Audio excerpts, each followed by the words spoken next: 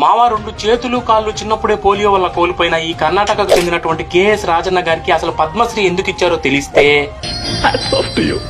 KS Rajanna గారు చిన్నప్పుడే అంటే చదువుకునే రోజుల్లోనే పోలియో వల్ల 2 చేతులు కాళ్ళు పోగొట్టుకున్నారు. కానీ ఎక్కడా కూడా డిసప్పాయింట్ అనే మాటే లేదు మావా.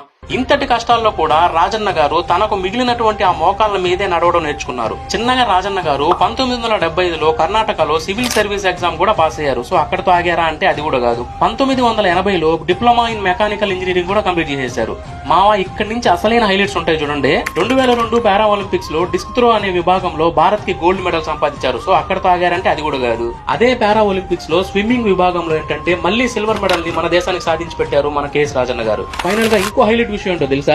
కేఎస్ రాజన్న గారు ఇప్పుడు ఒక పెద్ద బిజినెస్ మ్యాన్ కూడా అయిపోయారు. 300 కన్నా ఎక్కువ మంది ఉద్యోగులకి జీవనోపాధి కూడా కల్పిస్తున్నారు. ఇక ఇప్పుడు చెప్పు మావా, ఒక రోజు కాకపోయినా ఇంకో రోజు సాధిస్తామనే పట్టుదలే కదా ఆయనకి మనకి మధ్యలో ఉన్న తేడా. విజ్ఞానాన్ని పంచాలంటే మాత్రం లైక్ అండ్ సబ్స్క్రైబ్.